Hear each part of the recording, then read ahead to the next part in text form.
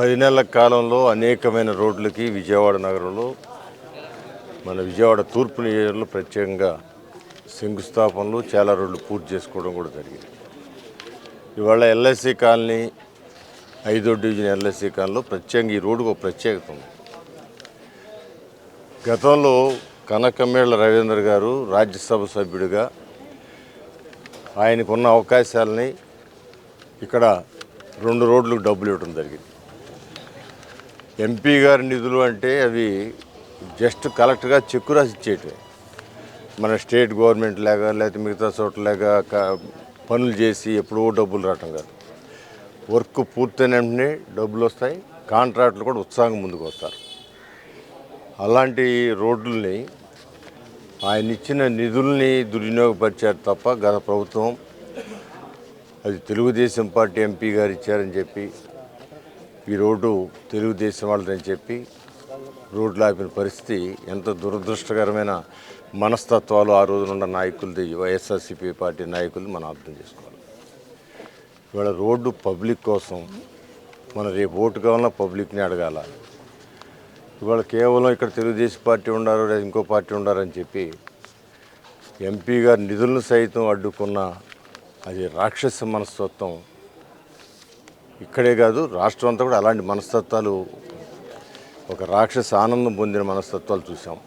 అందుకే కన్నీ విని ఎరగని రీతిలో కనీసం ప్రతిపక్ష హోదా కూడా పొందలేని విధంగా పరాజయం పాలవటం జరిగింది. ఇవాళ ప్రతిపక్షం అది ప్రజలిచ్చే ప్రతిపక్షం, అంతేగాని ప్రతిపక్ష నాయకుడు ప్రతివాడు ప్రతిపక్ష నాయకుడు అయిపోడు.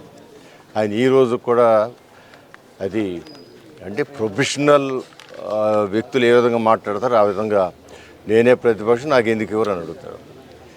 కానీ చట్టంలో ఉన్న తెలిసి కూడా తెలియనట్టు, లేకపోతే నేను అనుకున్నదే చట్టం అనే విధంగా పరిపాలన ఆ రోజున అట్టాగా చేశాడు జగన్మోహన్ రెడ్డి గారు. ఇప్పుడు కూడా అదే మాటలు మాట్లాడుతూ ఉన్నాడు. ఏదేమైనా కూడా తెలుగుదేశం పార్టీ ఎప్పుడు కూడా ప్రజలకి మేలు చేసి పబ్లిక్ అవసరాలను వీలైనంత వరకు తీర్చి తద్వారా వాళ్ళ అభిమానం పొందాలనే తత్వంతో తెలుగుదేశం పార్టీ నాయకులు ఆ రోజు నందమూరి తారక రామారావు గారు కానీ ఈరోజు చంద్రబాబు గారు కానీ అదే ఆలోచనతో ముందుకు వెళ్తూ ఉన్నారు. మరి ముఖ్యంగా ఈ రోజున నందమూరి నారా లోకేష్ బాబు గారు కానీ లేకపోతే నారా చంద్రబాబు గారు కానీ లేదా పవన్ కళ్యాణ్ గారు కానీ మీరు ఒక్కసారి ఆలోచించుకుంటే గ్రామాల్లో ప్రతి గ్రామంలోనూ కూడా ఆ రోజున అందరూ వైఎస్ఆర్సీపీ సర్పంచ్లే ఉన్నారు. ఎక్కువ భాగం ఆ రోజున అంతా యునానిమస్గా చేసుకుని ఎక్కువ భాగం ఉన్నారు. అయినా ప్రతి గ్రామానికి నిధులు ఇచ్చిన ప్రభుత్వం కూటమి ప్రభుత్వం, పవన్ కళ్యాణ్ గారి నాయకత్వం. ప్రతి గ్రామానికి అక్కడ సర్పంచ్లందరూ వైఎస్ఆర్సీపీ ఉన్నారు. అక్కడ డబ్బులు ఎందుకు ఇవ్వాలనే ఆలోచన ఈ ప్రభుత్వం చేయాలి, గతంలో జగన్మోహన్ రెడ్డి గారు చేసినట్టుగా. అదే ప్రజలు మంచి ప్రభుత్వం, ప్రజల ప్రభుత్వం, ప్రజాపాలన అనేది అలాంటి విషయాల్లో మనం 1-2 విషయాలు తెలుస్తాయి. ఏదేమైనా కూడా విజయవాడ నగరం ఇవాళ నారా చంద్రబాబు నాయుడు గారు ప్రతిరోజు మాకు రిమైండ్ చేస్తూ ఉన్నారు. విజయవాడ నగరానికి కావాల్సినంత ఒక మాస్టర్ ప్లాన్ ఇమ్మంటున్నారు. ఎన్ని రోడ్లు కావాలా, ఎంత డ్రైనేజీలు కావాలా, అవన్నీ కూడా కమిషనర్ గారు మొత్తం ఆ రికార్డు తయారు చేసే స్థితిలో ఉన్న 4-5 రోజులు పూర్తి అయిపోద్ది. ఇచ్చింది అది 1000 కోట్లైనా 1500 కోట్లైనా సరే ఇమ్మీడియట్ తక్షణమే దాన్ని ఏదో రూపేణ శాంక్షన్ చేస్తామని కూడా నారా చంద్రబాబు నాయుడు గారు చెప్పడం జరిగింది. అంటే ఆయన మొట్టమొదటి నుంచి కూడా రాజధాని విజయవాడ నగరం అని అనౌన్స్ చేసిన దగ్గర నుంచి విజయవాడ నగరాన్ని మొట్టమొదటిగా తీర్చిదిద్దాలని తపంతో ముందుకు వెళ్తూ ఉన్నారు. దీన్ని మెగాపట్నంగా చేయాలని కూడా ఆలోచనతో ముందుకు వెళ్తూ ఉన్నారు. అందువల్ల మనస్ఫూర్తిగా నారా చంద్రబాబు గారికి నేను కృతజ్ఞత తెలియజేస్తూ, ఎక్కడ ఎవరికి ఏ అవసరం ఉన్నా, ఏ రోడ్డు అవసరం ఉన్నా, సీఎంఆర్ఎఫ్ ఏది ఉన్నా అది పార్టీలకి అనేది చూడకుండా ఫ్రీగా అనేక మంది వైఎస్ఆర్సీపీ పార్టీ నాయకులు సీఎంఆర్ఎఫ్ వచ్చి ఆ లబ్ధి పొందుతూ ఉన్నారు. వాళ్ళు కాగితాలు ఇచ్చి ఆ కాగితాలు చంద్రబాబు గారికి ఇస్తే ఆయన డబ్బులు ఇచ్చి వాళ్ళు లబ్ధి పొందుతారు. ఇక్కడ ఎక్కడ కూడా రాజకీయాలు లేకుండా ముందుకు వెళ్ళే పార్టీ తెలుగుదేశం పార్టీ అని చెప్పడానికి ఈ ఉదాహరణ చెబుతున్నాను. ఇదే రోడ్డు నిదర్శనం. ఎంపీ గారి నిధులు కూడా అడ్డుకుని రోడ్డు వేయనీయకుండా చేసిన పాపం వైఎస్ఆర్సీపీ పార్టీ. ఈరోజు 5వ డివిజన్ ఎల్ఐసి కాలనీ 3-4 రోడ్లలో రోడ్ల శంకుస్థాపన కార్యక్రమానికి ఇచ్చేసినటువంటి తూర్పు నియోజకవర్గ శాసనసభ్యులు శ్రీ గద్దె రామ్మోహన్ రావు గారికి 5వ డివిజన్ తెలుగుదేశం పార్టీ తరఫున ప్రత్యేక కృతజ్ఞత తెలియజేస్తున్నాం.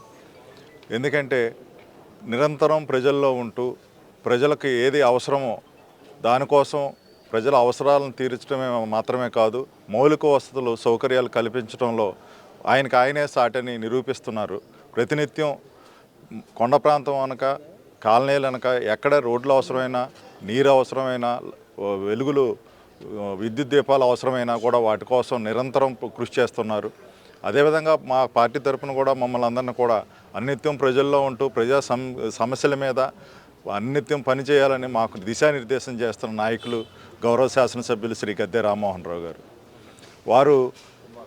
వారి యొక్క సేవా నిరతకి ప్రజలు ఈ యొక్క జగన్మోహన్ రెడ్డి చేసిన దుశ్చర్యలకు గుణపాఠంగా అఖండమైన మెజార్టీ ఇచ్చి ఈ రోజున ప్రజలు మంచి ప్రజానాయకుడిగా ప్రజల యొక్క హృదయాల్లో చిరస్థిరమైన స్థానాన్ని సంపాదించుకున్నారని నిరూపిస్తూ మంచి అఖండమైన 50,000 మెజార్టీ ఇచ్చారు. దానికి తగ్గట్టుగానే వారు ఆ మెజార్టీ వచ్చింది మేము గెలిచామనో, లేదంటే అధికారం ఉందనో, అలసత్వం కానీ, లేదంటే ప్రజల సమస్యల విషయంలో ఏమాత్రం కూడా అలక్ష్యం లేకుండా గత పాలకులలా కాకుండా అనునిత్యం తెల్లవారుజామున మొదలుకొని రాత్రి పొద్దుపోయే వరకు కూడా ప్రజలతోనే ఉంటూ ప్రజా సమస్యల మీద పనిచేస్తున్నటువంటి ఇటువంటి నాయకుడు మన అందరి యొక్క ప్రజాప్రతినిధిగా ఉండటం మన తూర్పు నియోజకవర్గానికి, ముఖ్యంగా 5వ డివిజన్ తెలుగుదేశం పార్టీ 5వ డివిజన్ ప్రజలందరికీ కూడా వారి యొక్క సేవలు అందుతున్నందుకు గాను ప్రత్యేకమైన కృతజ్ఞతలు, ధన్యవాదాలు తెలియజేస్తున్నాను. మరిన్ని వీడియోస్ కోసం ఛానల్ ని సబ్స్క్రైబ్ చేయండి. లేటెస్ట్ అప్డేట్స్ కోసం వాట్సాప్ ఛానల్ ని ఫాలో అవ్వండి. అండ్ లింక్ డిస్క్రిప్షన్ లో ఉంది.